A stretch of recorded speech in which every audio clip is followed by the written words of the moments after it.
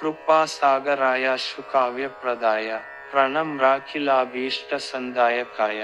यतीन्द्रैरुपास्याङ्घ्रिपातोरुहाय प्रबोधप्रदात्रे नमः शङ्कराय चिदानन्दरूपाय चिन्मुद्रिकोदय तकरायेश पर्यायरूपाय तुभ्यं मुदा गीयमानाय वेदोत्तमाङ्गैः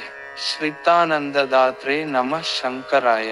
जटाजूटमध्ये पुरा या सुराणां धुनी साध्य कर्मन्दिरूपस्य शम्भोः गले मल्लिकामालिका व्याजतस्ते विभातीति मन्ये गुरो किं तथैव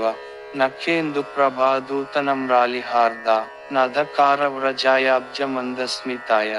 महामोहपातोनिधेर्बाडभाय प्रशान्ताय कुर्मो नमः शङ्कराय प्रणम्रान्तरङ्गाब्जबोधप्रदात्रे दिवारात्रमव्याहतोस्राय कामं क्षपेशाय चित्राय लक्ष्मक्षयाभ्यं विहीनाय कुर्मो नमः शङ्कराय प्रणम्रास्यपाथोजमोदप्रदात्रे सदान्तस्तमस्तोमसंहारकर्त्रे रजन्यामपीदप्रकाशाय कुर्मो ह्यपूर्वाय पूष्णे नमः शङ्कराय नतानां हृदब्जानि फुल्लानि शीघ्रं करोम्याशु योगप्रदानेन नूनं प्रबोधाय चेत्तं सरोजानि धत्से प्रफुल्लानि किं वो गुरो ब्रूहि मह्यं प्रभाधूतचन्द्रायुतायाखिलेष्ट प्रदायानतानां समूहाय शीघ्रं प्रतिपाय नम्रौ दुःखाघपङ्क्ते प्रमुदा सर्वदा स्यान्नमः शङ्कराय विनिष्कासितानीश तत्त्वावबोधा नतानां मनोभ्यो ह्यनन्याश्रयाणि रजांसि प्रपन्नानि पादाम्बुजातं गुरो रक्तवस्त्रापदेशाद्बिभर्षि मतेर्वेदशीर्षाद्वसम्प्रापकाय नतानां जनानां कृपार्द्रैः कटाक्षैः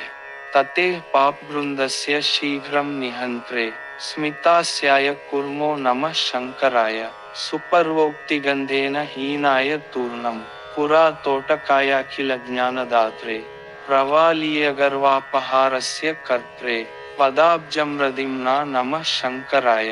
भवाम्बोधिमग्नाञ्जनान्दुःखयुक्तान् जवादुद्धिधीर्षुर्भवानित्यहोऽहं